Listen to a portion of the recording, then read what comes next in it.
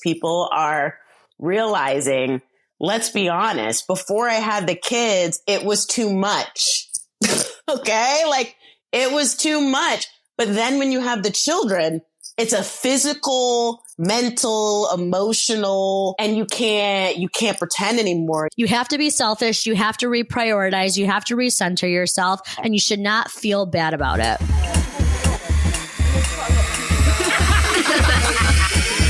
Women need to empower women, and our voice matters. Bitch. Welcome to the Mom Bitch Podcast. This episode of the Mom Bitch Podcast is brought to you by BTRNation.com.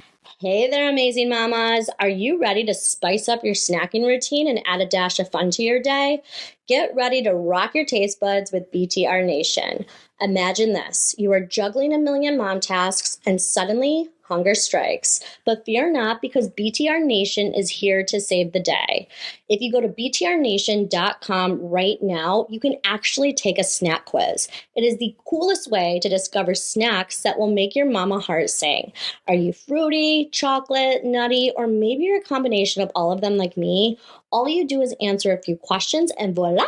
Your snack perfection awaits. From protein-packed bars to guilt-free truffle cups and energizing boosting bites, BTR Nation has got everything a mama could dream of. And guess what?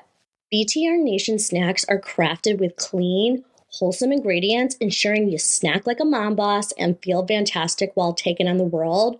Plus, did you know BTR Nation recently earned a spot on Forbes' list of 7 food and beverage brands positively impacting our planet and health, with low sugar, low carb, low sodium, high protein, high fiber.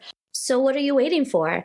Head over to BTRNation.com and enjoy, because we get 20% off and free shipping with code MOMBETCH.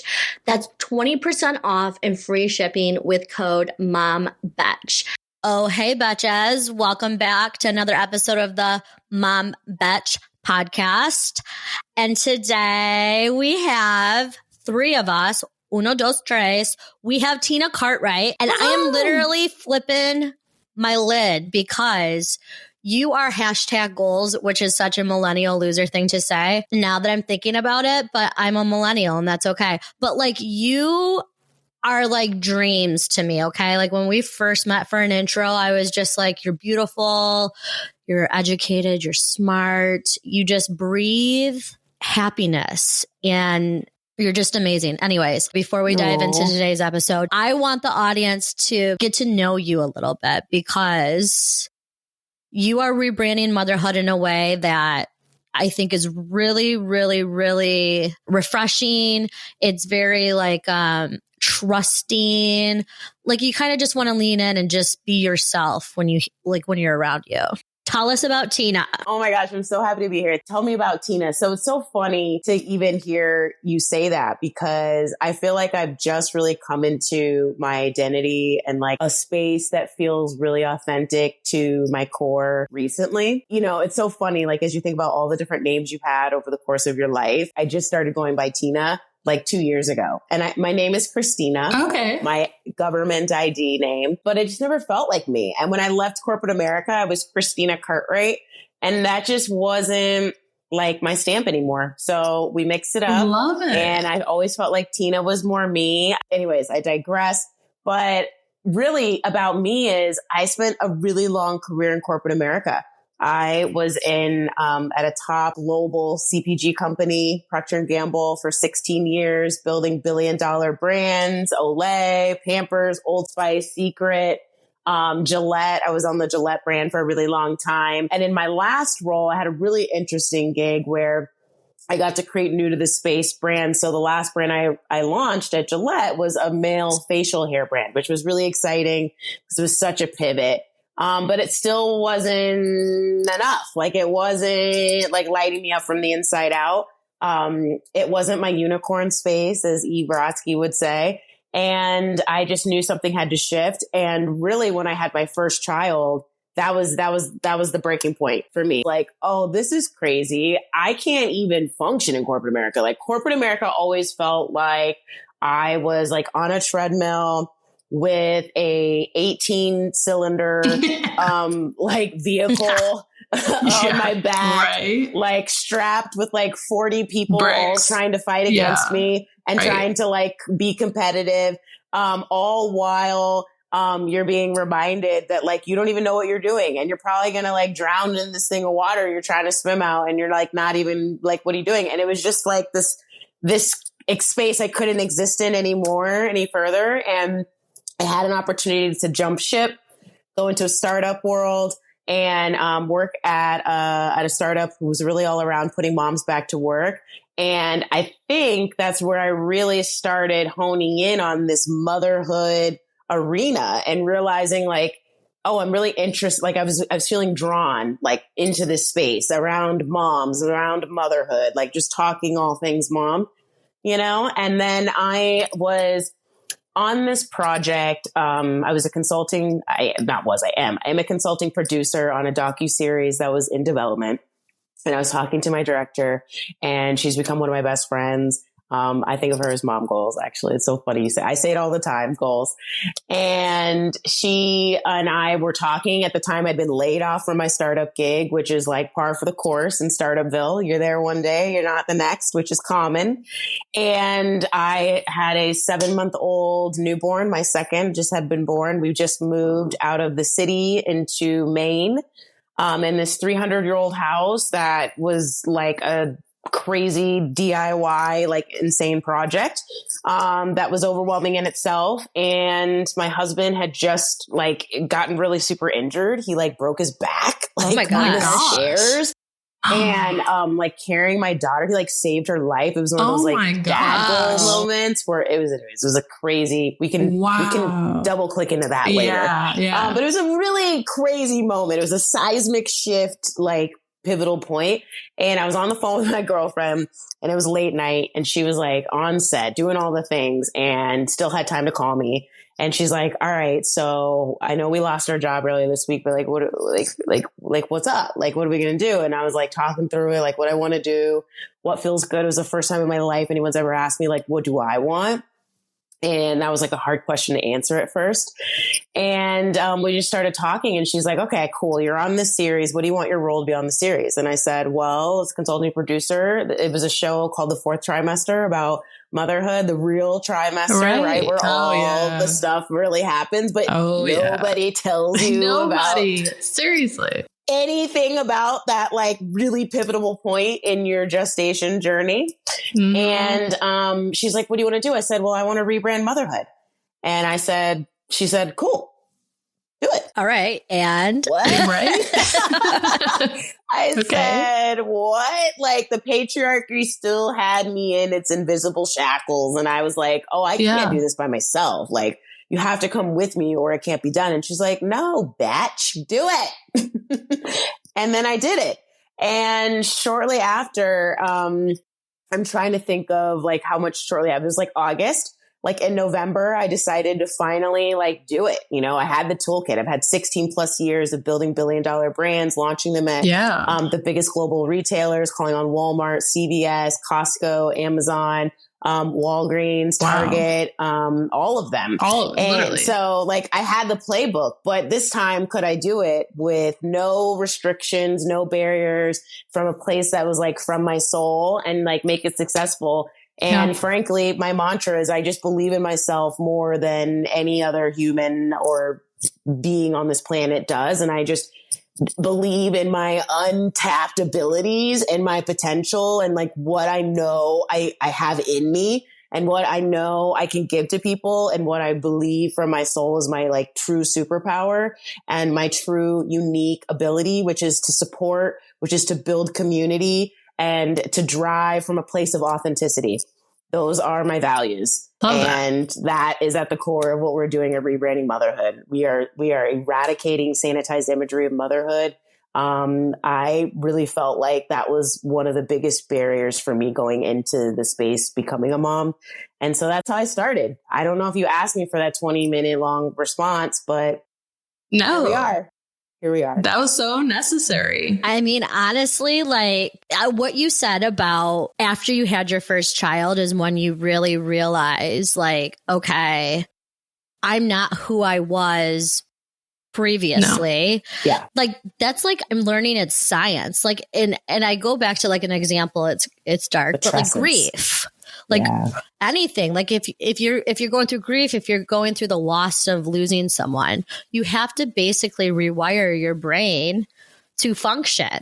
Yes. And I feel like we talk about the fourth trimester and they never talk about the science through it. It's just like, okay, you're going to have this 6-week period. You're going to feel better. And it's way, way past that. It's like 2 years.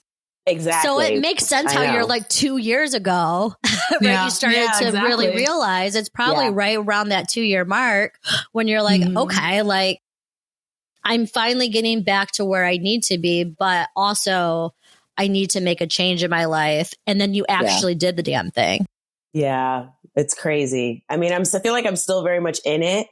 I feel like I'm still super in it, but like your whole brain gets rewired, like your whole ability. I'm reading a book right now, Mother Brain, which is amazing, by the way, Chelsea Conavoy. And that's what she's talking about. She talks about the incredible neuroscience that is happening for 18 years in our brains. And not, I say our, because it's also happening to any caregiver. Like she talks about in research, like in animal communities, like anybody can pop up on the scene and be a caregiver. Like, like we all have it in us. It's not just moms, we have the babies and we're magic, but All right. So Tina, with you rebranding motherhood, it just kind of like links me to a conversation I had organically with my cousin. She's a mother as well. And we were literally laying on the floor of her kids' playroom with our feet up in the air. And I'm like, why is this so freaking hard? She's like, I don't know. And I was like, when our mothers had us, I never really heard them ever complaining or I was like, is it social media? Is it, where all the negative stuff just keeps getting thrown into our face? Is it because we're all working so much? Is it a combination of it all? Like what? Why is it so complicated? Our mom stayed home. They just didn't complain as much. Like, why is, what's going on? Yeah.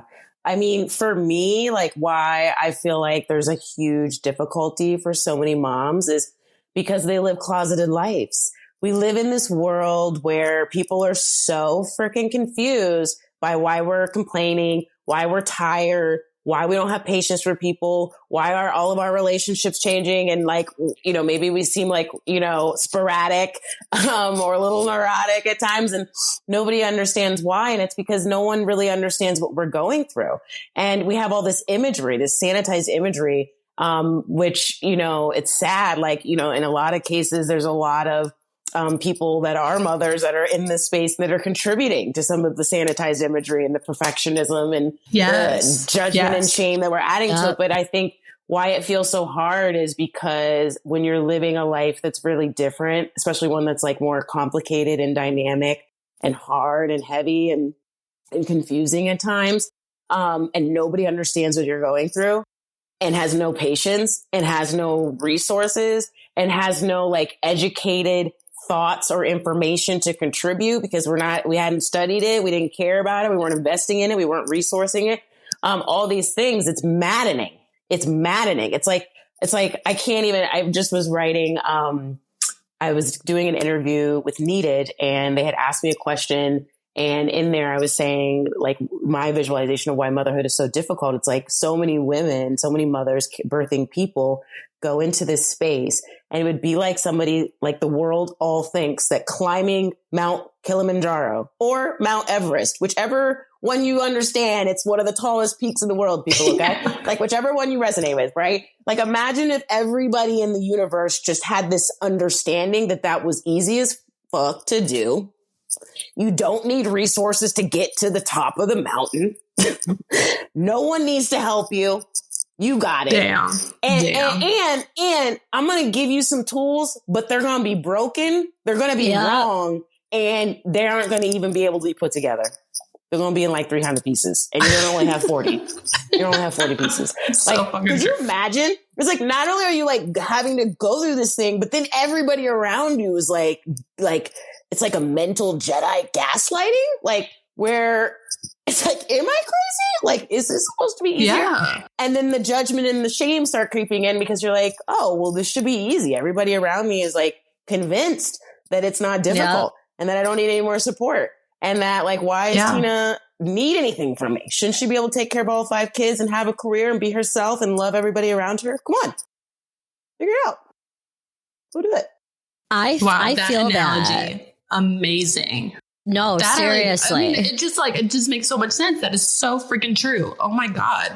It is. Right? And honestly, it's like, isn't it like everyone that goes to climb Mount Everest, like ends up like in a very dangerous situation by the time they get closer to the top because it's not easy and you should not be doing it alone. Or at all. And even when you're prepared. I mean, I was just listening to something on the radio the other day, like, on average, you have to invest $50,000 to like $100,000 to go make those treks. Yeah. Like, it is crazy expensive, the amount that you have to spend. And then, like you said, you could train and still have to eat your like co-captain's leg at the top. Like, you don't know what you're going to have to get into, you know? Yeah. It's absolutely insane. For whatever reason, like this hits me deep because I had Lakin when I was 37. So I was older, right, than most of my friends. Like most of my friends, their kids are a little older. And so here I am with a newborn at 37 years old. And I will say for me, I'm super energetic. I'm super extrovert. And I felt very lonely because I felt a lot of pressure of what people expected of me before a child, and I couldn't live up to that. Yes. And that today bothers me because I'm like, I'm not single Celia anymore. I'm not just like me and James kicking it and can do whatever we want and can, cater to you and do everything that we used to do for you. Like, I'm going through my own shit. Like I'm going through a really hard time and I lost friends from it because I was like, okay, hold up. This is a one-sided friendship. And I always wondered to myself, are there people in your life that don't get it because they're so past it? Or is it just people are unempathetic because they're so self-centered? Yes. I need to know the answer to this. I think it's a combination of the both. Okay. I was the first of my friends to have a baby. And then they'd be like, hey, we're going out for Halloween. Do you want to go? And I'm like, what time are you going out? Oh, we're leaving at 9. Oh no, honey. Like I'm in bed by then. And it just became like, oh, Camillea's not the same person anymore. She doesn't want to drink tequila on the bar and get down dirty. But like I had different priorities, but like people just do not understand it. I went to my girlfriend's wedding. I was a bridesmaid. My daughter was 9 months old. I was breastfeeding still. So I was pumping in my bridesmaid's dress. I got breast milk in my fucking dress walking down the aisle. Okay. People like, it's as real as it fucking gets. And I'm stressed out. I was like a huge bitch to the other bridesmaids. Everyone's like, what's this bitch's problem? And you're like, life. It wasn't until she had a baby and she texted me and she said, Camellia, I appreciated it, but I didn't fucking get it until I had my own kid, that you came all across the United States for my wedding. You left your 9-month-old baby by myself. Okay. Like people just don't get it. They will not get it until they're in the trenches. Totally. Yeah. Totally. And I think the thing that I want people to take away from this, and it's late at night, so my brain's not working 100%. But like, I think this plays into the issue why women are so stressed when they have kids is because we don't have to just live up to our expectations. We're subconsciously living up to everyone else's expectations surrounding us. And that's got to change. And I think that's part of rebranding motherhood is like, you have to step into your own and you have to just be selfish. You have to be selfish. You have to reprioritize. You have to recenter yourself, and you should not feel bad about it. Yeah. I mean, I think it's so important that everybody has time, like inward and reflecting. And I think for so many like women, you know, I feel like there's like a resurgence of this like feminist movement. Not that it like never went away, but now it's just like on, like if it was a dial of volume, it's like all the way up right now. And I think it's because everyone's waking up. People are waking up. People are getting conscious. People are realizing, let's be honest, before I had the kids, it was too much. Okay. Like it was too much. But then when you have the children, it's a physical, mental, emotional, like all of the lulls you could describe behind it. It's all of those things. And you can't pretend anymore. You can't carry the weight anymore. And it's just like, it's an undeniable breaking point. And we all like come out of those breaking points very differently. And we all have very different journeys through it. But to me, I felt like it was so clear as I came out of, you know, the fourth trimester, really like call it 6 months after I had my first child. And I had recently been diagnosed with postpartum depression. Like I had this aha moment. I was like, oh, wow, this makes so much sense, actually. Why so many, you know, birthing people are falling into this? Why 1 in 5 are coming out of their pregnancies with a PMAD, you know, it's so common. And honestly, a lot of people that do this work all the time would say it's more like 1 in 3, you know, like it's so common. Well, I mean, and there's so many people that don't maybe even know they have postpartum anxiety or postpartum depression. Yeah. You know what I mean? Like you think you're just functioning because you're in fight or flight. You have a brand new baby. You're doing all of these things. I think it's probably 1 in 1 are coming out. Like think about it. Do you know anybody that had a baby and they're like, everything's great. I maybe really think it's 1 in 1. Yeah, it's wild. It's wild. And it manifests in so many different ways. I know. Like in mine, I was obsessed with my kid's sleep cycle, and and I was just like OCD about it. And I was like, no, we can't go there. Like, no, she has to take a nap at X hour. Like, absolutely not. And it wasn't until like I started to see actually some real social media posts that were like, this is not normal if you're doing X. And I was like, oh shit. Oh, like, weird. Yeah. Like I didn't know that. Right. Like, it's like, I didn't know. Like, there's just all these resources. Like, I feel like too many resources that sometimes you can get like overloaded. Yeah, and I think, you know, and then it's like, which ones are the ones that make sense and don't, and motherhood leaves you in such a vulnerable state. So it's kind of like this, it's very interesting, the space, right? Like, because being at a big CPG company, like I'm on the other side of it, you know, like pushing the other narrative of the sanitized imagery of like, you know, mom doing all these things. And I think it's just so important to just provide like the full spectrum, you know, like, yes, there's things that are like going to be beautiful and fabulous. Like today I have makeup on. How the hell did it happen? I was dealing with screaming. I have like a little eyeliner. Right? Screaming children. It's 8:47. I think you guys are Central Standard Time. It's 7:47. We've turned into pumpkins 4 hours ago. No, we're all Eastern. It's like almost 9. Like I'm surprised we're even here. Like, yes. Okay. So you guys are there. So I have a question for you, Tina.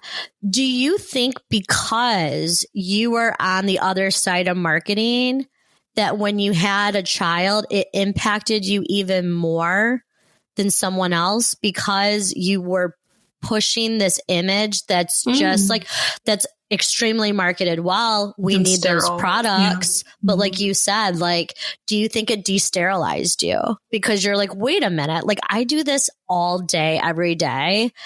And like, I'm not feeling this way anymore. Like, do you think if you had a different career, you would have felt differently to kind of like push yourself out of your comfort zone to like go on your own path? Yeah. I mean, honestly, I think for me, I've always been an entrepreneur at heart. Yeah. Like my first hustle was when was I? Like 12 years old. And I was like 5th or 6th grade. And my little best friend, like her mom was a nurse. She lived across the street. And we decided to start our own babysitting company. We took over the whole neighborhood. Yes. Like I had my Babysitters Club, but real life. And it was amazing because you get paid in cash, you know, back in the day. That was cool. That was a thing. Yeah. And we took over the neighborhood. Like we had flyers, like we would I had my regulars, she had her regulars, and then we would join forces when like the local parents wanted to like do a big night out, and we'd have like 20 kids, like 30 kids. No, like you literally were the babysitters club. Literally. And it was like, so for me, I don't think I ever would have been comfortable with the status quo. Honestly, it's because of that like fire that's like always inside me. I think I had so many issues and struggles that like, I had to heal from, and traumas that I had to heal from that got exacerbated and compounded from being in a space that was so misaligned with my purpose. Like it was so misaligned with my need, like requirement to have creative expression. Like you were conforming to something that wasn't you. Correct. Not in any way, shape, or form was it me. I mean, like people have been telling me since I can remember, since I was like, I don't know, 6, 7, 8, 9, 10, that like I reminded them of Oprah and that I should have a show. And I just always thought that was like borderline, like, why? Because I'm brown? Like, I never knew. Like, I'm like, because I couldn't see it in myself. I'm like, why? Why do I remind you of Oprah? Like, you know, like, how do I bring, but it was my vibe. It was like this thing in me that I couldn't even see in myself that just wanted to connect with people and wanted to have a space where I could like, just provide some support, even if it's through my own humility and trials and tribulations, you know? Yeah. So like, here's the thing. So like, we're on a podcast. So obviously the three of us are very comfortable with being very open, vulnerable, loud, like chatty, like we're extroverted, maybe even introverted. I don't believe in extrovert, introverted, but I just don't believe, I think we're all of it. Like I don't like using it, but here I am using it. But like, we are one to lean into, I think, the desire for ourselves to be on a public platform to drive purpose. How do you work with people that are more private or less vulnerable, more closed off? Like, I think it's great for anyone listening that, because every mom has that thing inside of them that's like, I need the change. I need to do something. I just don't know how to do it. How do you work with people though that are a little more quiet and they need a little bit more guidance to just blossom, if you will? Yeah. It's so funny you're saying that because I'm literally reading like the manual as we speak. How to find your unicorn space. Like right now. Because I'm going to be sitting and talking with her next Tuesday and I can't wait. Oh my gosh. That's so exciting. So Dreams, I've been studying Tina. and preparing. And that is what it's all about. Like what I think the biggest thing for people is this is the way the three of us creatively self-express. Today's episode is brought to you by Make Mementos, the perfect way to keep your loved ones close no matter where life takes you. If you're like me, you are constantly juggling work, school runs, trying to keep up with family across the country, sometimes even miles away. Well, I've got something incredible to share with you today. It's called Make Mementos, and it's about to revolutionize the way you connect with your loved ones. Picture this, grandma, grandpa, they're living their best life in Florida. Wouldn't it be amazing for them to send your little one something that truly makes them feel close? Make Mementos lets you record personalized ebooks and e-cards using your own voice and send them instantly to anyone, anywhere. And it's not just for grandparents. Whether you're a military parent stationed overseas or just want to share a special moment with your best friend's new baby, or even record your child reading their first book to save that memory forever, Make Mementos is the perfect way to make every occasion memorable. And here is the best part. There's no shipping involved. No complicated video chats to schedule. Just record your message, hit send, and let Make Memento work its magic. And for the entire month of May, Make Mementos is giving us 15% off a recordable ebook or e-card with the code MOMLOVE24. That's MOMLOVE24 for 15% off a recordable ebook or e-card, and expires on May 31st at midnight Eastern Standard Time. So what are you waiting for? Head over to makemementos.com today and start spreading love and joy with the power of your voice. Make every moment count with Make Mementos. We happen to all three like to do it the same way. And this is what we call to the world community. Like for any man or anybody else or anybody that isn't, you know, like jumping in here and listening in, here it goes. Here's some definitions for you. And I think for the person that's feeling like, I think, you know, the way I would describe it is like, there's not meaning in their life, or they're like not finding this like meaningful or like connected thread. I'd also say we all align because our connective thread is like around motherhood and like parenting and like our unique journey. But we could be expressive and like to talk about video games. I mean, it's like really up for you. I think the thing I would ask everybody to lean into is that I feel like motherhood like unlocked in me is just being confident in exactly what feels comfortable in your own body. Like what lights you up, like, and with no judgment. It's not about what anybody else feels like makes sense for you or that anybody else wants to see you into. Those are like values that aren't yours. Like what really gets you excited? Like, would you do if you didn't get paid? I'm literally like, I can't take credit for all of these thoughts because a lot of these are cliche, needs, but it's good to hear. Okay. So then I have another question. So like, obviously you're going to have a subset of women that have the support, right? Your partner, like James knows, do not mess with Celia. Okay. I'm doing what I want, no matter what. Okay. He lets me be me. But there's a lot of women that don't have that support. What's your advice to women that want to make the change, but don't have the confidence? And part of that is stemming from they don't have the support system, whether it's a spouse, whether it's a friend, whether it's family. Like, where do you give people advice when it comes to that? Because I think that's really important because we need a space. You said community and you're exactly right. And I think if you're leaned into it, you make your community. But if you're not sure and you don't have the community, like what advice do you have for people? Yeah. I mean, I think the first thing is like start really small. Like, for example, like when I started Rebranding Motherhood, I took my personal Instagram account. Okay. I had 200 followers. Okay. Like my old college roommate, probably some creepy dudes that I never want to talk to again. And my cousins and my mother-in-law. Okay. Were it. And I was at Wifey Cartwright and I made it. And I'll never forget because I was literally anti-social media. Like I was off social media for like a decade. I just wasn't. I just had I went to my own light and my own drum. It wasn't even, it was just like, I didn't, whatever. And so I was off forever and I was getting married in 2015 and all my like wedding party was like, oh, we got all these really great photos, Tina. Like, where can we send them to you? I'm like, oh, we'll tag you on Instagram. And I was like, what's Instagram? Like, okay, y'all, don't judge me. This was like a decade. Like this was when only people were on Facebook, but Facebook wasn't cool anymore. Before, and we were just chilling in the backdrop if you just weren't on Facebook and you didn't want to do Snapchat. Right. Okay.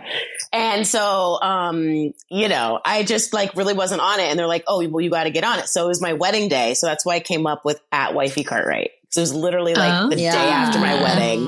And I was like, I don't even care. Like, here it is. Like, put it out there. Didn't even think of it. And then I just transitioned that personal page. Like I said, I had 200 followers and just started doing my thing. I didn't know how to video edit. I didn't even know how to do a reel. Really? I didn't know. Yes. Wow. Like all I knew was what it takes to create a brand and how to have an authentic connection with consumers and how to create the playbook so you can build a brand, have more reach and have some type of presence. And I also knew what were the multifunctionals, like the different, experts of different professional services that I needed. Like, what are the things I needed that I didn't have? I didn't have any assets. I didn't have a logo. I knew I had my brand name. So the first thing I did was trademark that IP. I was like, okay, that's the one thing I do have. Cool. Go do that. So just do little tiny steps. That's the first thing. Like take small steps, right? Like just little steps, and they don't have to be good, whatever that even means. They don't have to be anything. Just make it something so that you're in motion and you're trying. And I'd say the next thing for like your point on the partner and not having a partner, because first you got to get yourself going. Within my own relationship, like I'm the same way.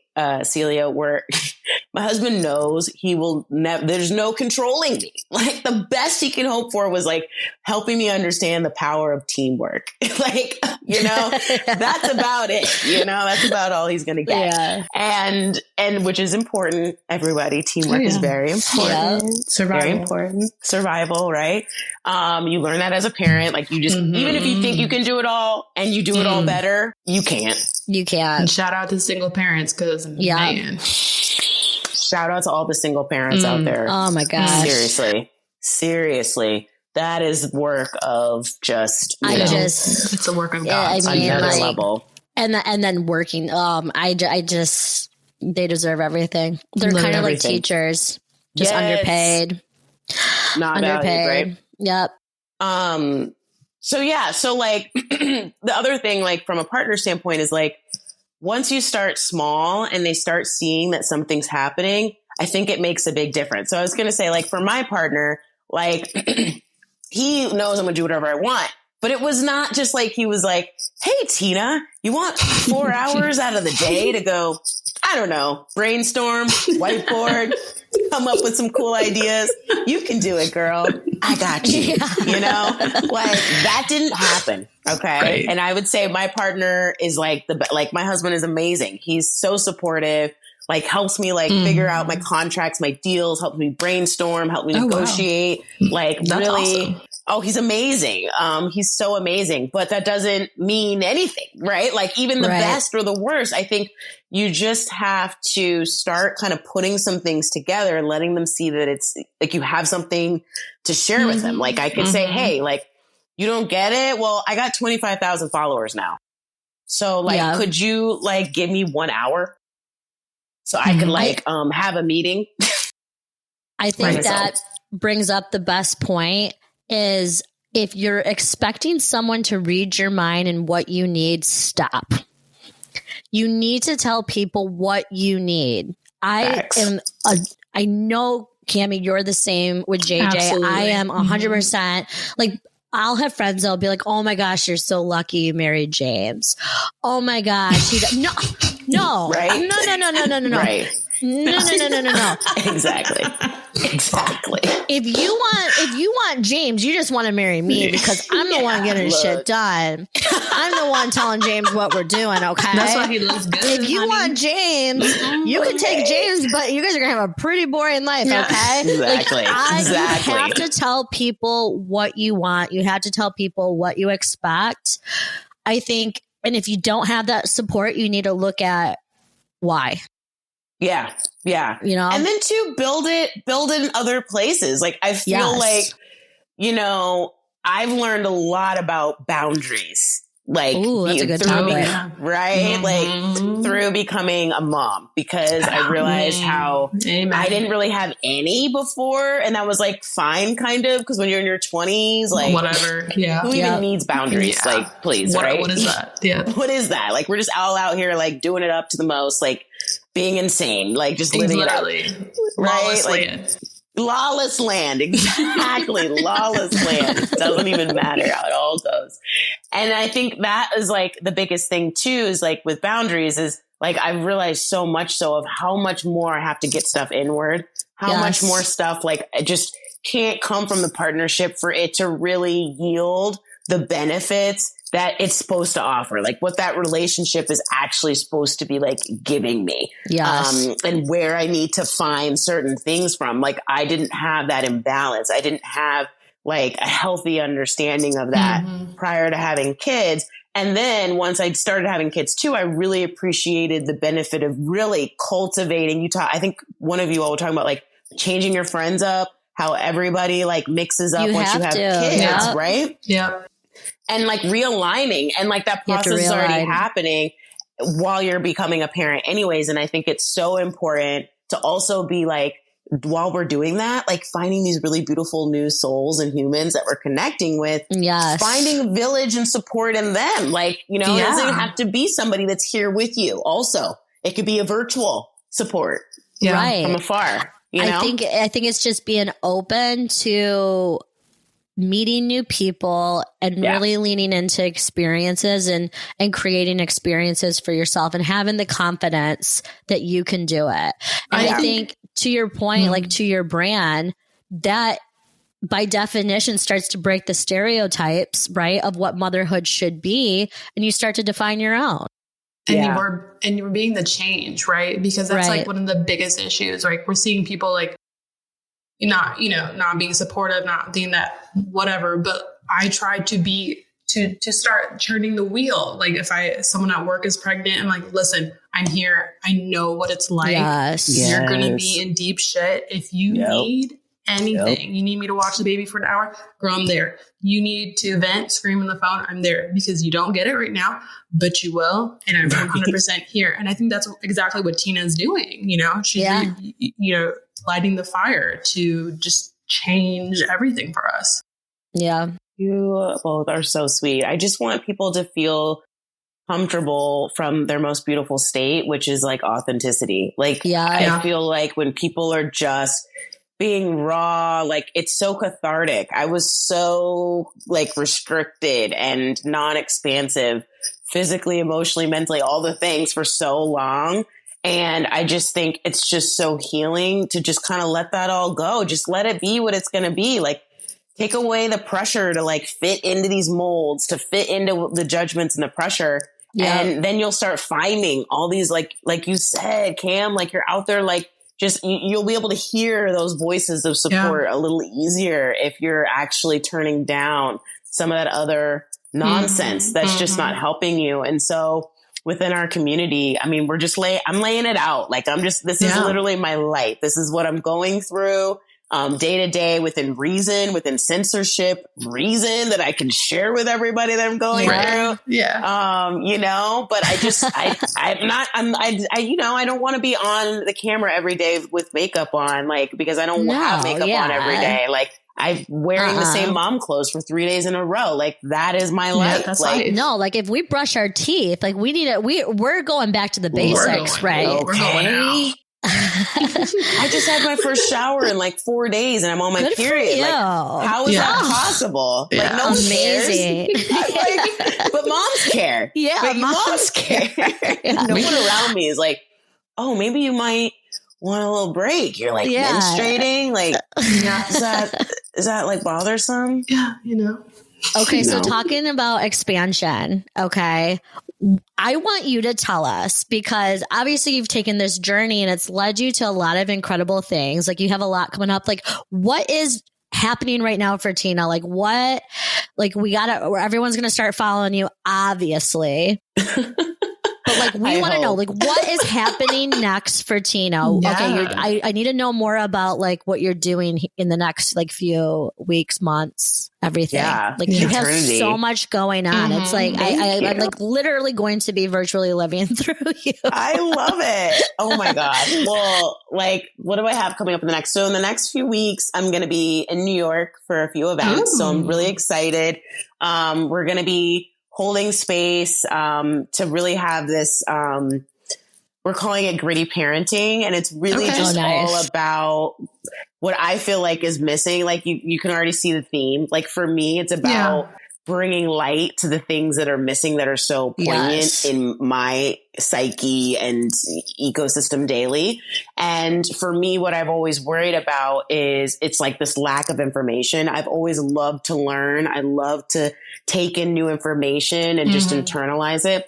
And I am so scared by the fact that I don't know about what's going to happen when my kids are turning 8, 9. It's like this vacuum, like the internet just acts like having children is being pregnant. And then there's a baby. Like we barely address toddlers. That's kind of a new thing, Right. And then it's like once they're at age, after age 5, it's like, where they're grown. Like, did they just pop out grown? Like, what is going on? And I can't, like, I want to be able, like, my personal philosophy in the way I parent and raise my children is like really bringing them exposure. So like, I know one of you gals were talking about how like, we don't really remember our moms like ever complaining. Like I am constantly, it's not going to complain, but I'm constantly reminding my children of the load that is on my shoulders. Yes. What is required of me, what I'm doing, why mommy is asking you to please lower your voice. Mommy's not mean. I'm overstimulated because I have these responsibilities on my plate. Mommy loves you very much. But you're right? also you're modeling though, which is great. They have to know. They have to know. They have to know real time, what's going on. And so in order for me to continue that way of showing up that feels really like fulfilling for me as a mother, I need to have more visibility. I want to know like what it's like to talk to your child about consent. I want to know what it's like when they're of age. I want to know what are the war stories of helping children work through identity, gender identity, self-identity, body issues, body shaming, cyberbullying, menstruation, like all of these things that the schools aren't going to do it. No, their friends. I don't. Oh, you don't want. Oh gosh, no. Right? No, please. Please don't. No, like I can't. God, no. You'll hear me say this over and over. If I see one more teenager with a Stanley Cup, I'm literally smacking it out of their hands. Or a 5-step. Put the Stanley Cup down. Girl, bye. Oh, yes. I can't. Like, that can't be the only information my children are intaking. Like, it has to come from me. So that's what Gritty Parenting is about. We're coming together. We'll be in Brooklyn at Carriage House Birth. And it's going to be beautiful. It's going to be kind of think of it like an adult, like a fun, like adult sleepover. Okay. That's responsible. Yeah. But like sleep under, which is a thing now for the kids. You know about this? No. What is that? Sleep unders. Okay. So I just heard about this from, I'm like finding my mom friends that are like in 3 phases ahead of me. So I can just like tell me the things. Yeah. And they have like an 11-year-old or 12-year-old.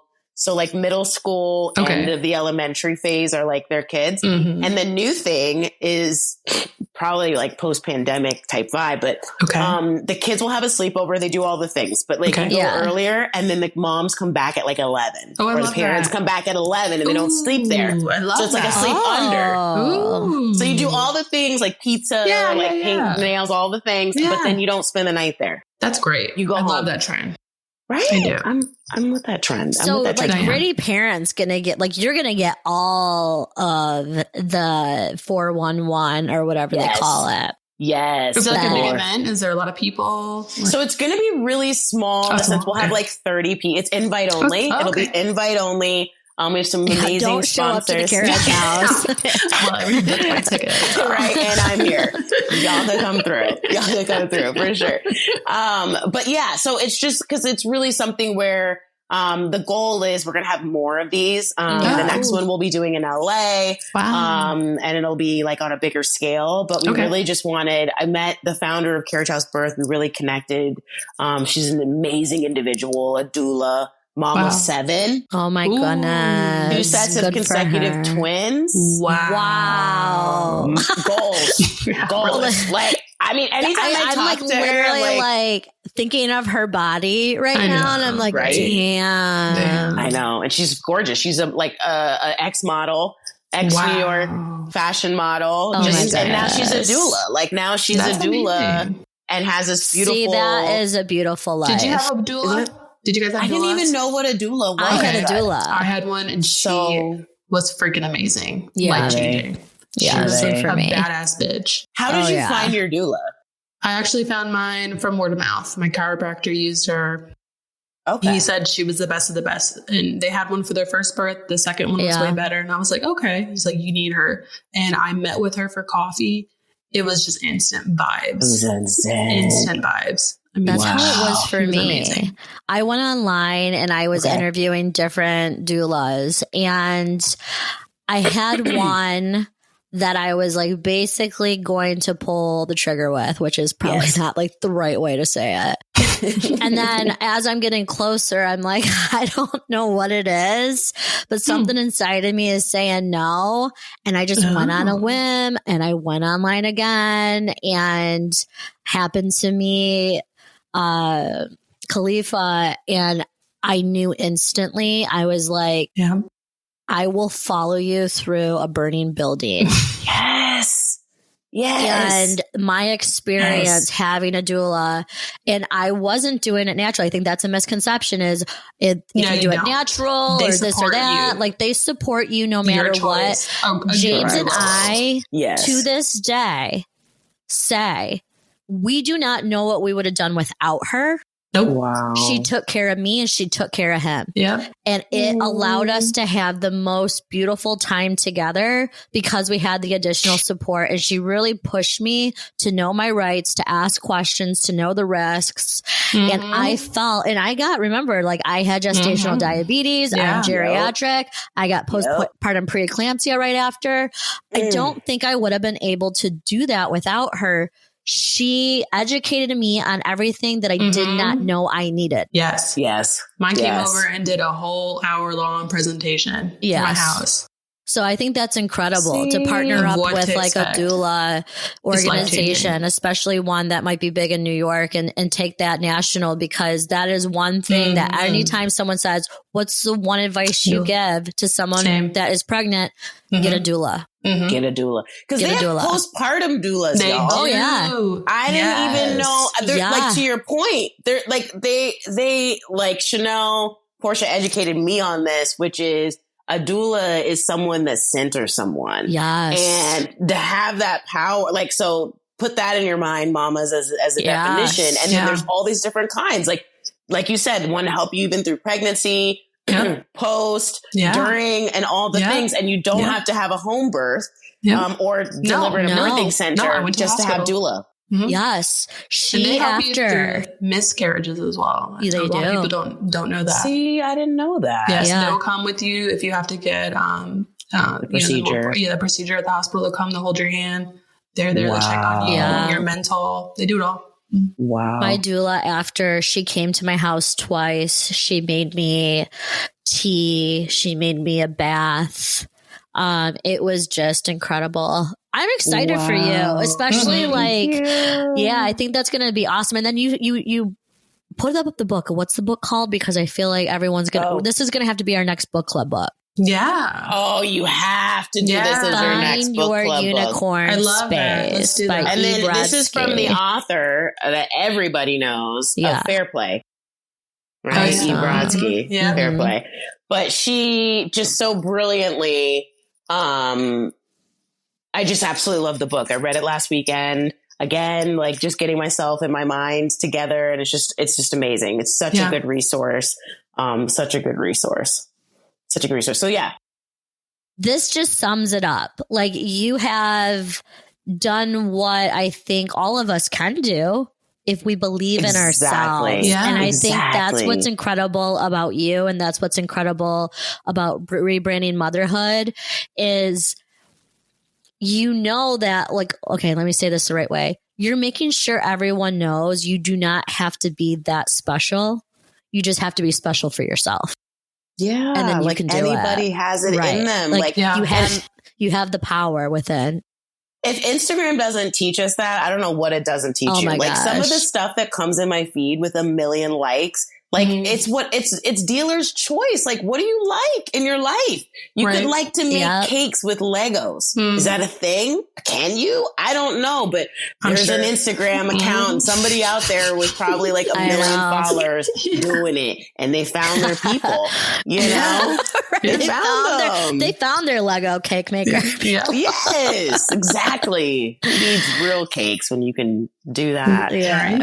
But the other thing that I'm really, really excited about is that we just expanded like the mission to opening up a consulting company. So RM Consulting, Rebranding Motherhood Consulting. That's and amazing. Really, it's all about supporting brands in the spaces that we're talking about here. Okay. You know, anything in the industries of motherhood, femtech, parenthood, mental health, mental wellness, maternal health, reproductive health, and justice. Yeah. If your brand or business is in that space, I want to be able to help and support you and give you like all of the knowledge and expertise of building brands, and building my own brand, and really helping like our clients do that. Cause I feel like honestly, I've realized in coming in this space, like there's so many resources missing. Like I think if we got a mastermind of mothers, and like we did a data and like poll of all the gadgets and innovation we wished we could have had. Well, like, why hasn't somebody made a better car seat? Like, why is there like 20 different kinds of whiteout or highlighters? Right. Like, why is there innovation in highlighters, but we don't have a better like car seat for the moms, like to not have to do 12,000. Anyways, all that to say is, I want to help. I want to support. I want to get more authentic and real resources with brands that really care about us, that give a shit about us, that want to make our lives easier, better, more supported.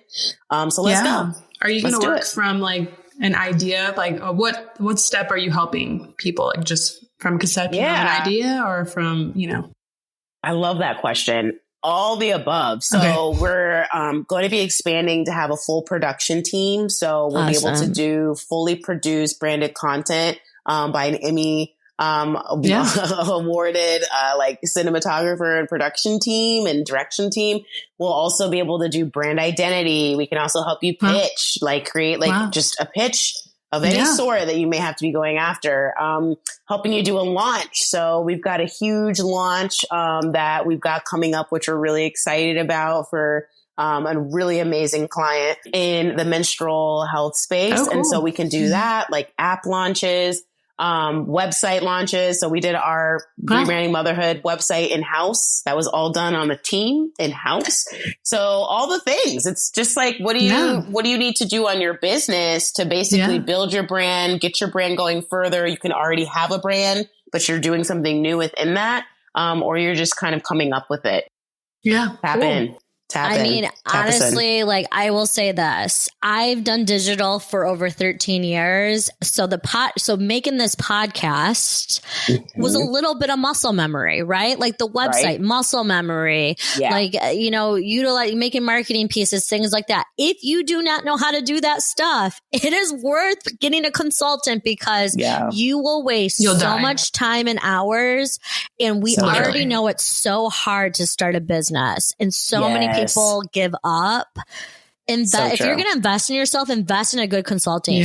Because if you do not know how to do it yourself, you need it to succeed. There's too many skills to just do it on your own to learn. I know. It's too much.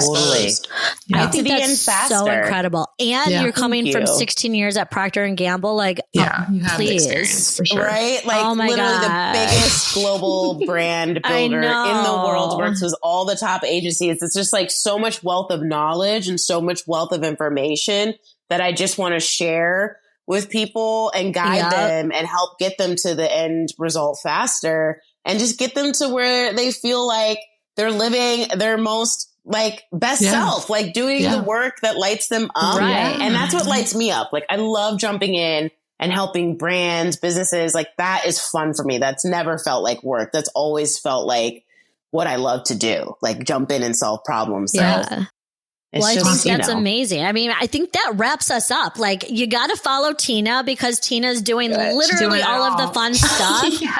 And I think between social media, but more importantly, between all of the important work you're doing and all of the ways that you're going to help future women, empower them to start their own businesses and to help them. Where do you want us all to find you? Like, give us the deets, right? And obviously this will be posted in the description of the podcast, so don't worry. And we know it, but we want you to give us the 411 on the best places to catch you. Yes, absolutely. So the best place to catch me up to date, like all the little secret hidden goodies, is on my Instagram at rebranding.motherhood. Rebranding.motherhood at. And then the other place where if you want to see everything, or even just drop me a line, drop me a little quick question, or if you want to potentially work together or team up together or do an event together or collab together, any of the things together, go to the website, www.rebrandingmotherhood.co, not .com, .co. Co. We're in the future. Awesome. Wow. We appreciate you coming on the podcast. So we know it's almost 9:20 our time. It's been an hour. We've all had quite the day. So really appreciate your time. And like, honestly, we're so amped, and hopefully we have you back soon. But I think this is just such a great, authentic conversation. I think a lot of people are going to take a lot away from it, and it's going to leave people thinking. Like I'm leaving this conversation thinking of like what more can I do with Mom Betch, right? Like what we're working on, we're working on Mom Betch World, which is like a resource hub for parents. Okay. And that's launching in June. And so you have my brain ticking, and I think that's where your energy really just caps us off. Is like you're infectious. Like people, I can see why they want to work with you. We're so happy to have you as a friend, right? Like now we are officially Mom Betch friends. So we have each other's numbers. Yes, I know. When you texted me, I was like, oh, I'm going to save this. Save it, girl. Save it. Save it. Yes. But thank you. Mom Betches, follow Tina. We'll have all of the deeds inside the description, but please, please, please do yourself a favor.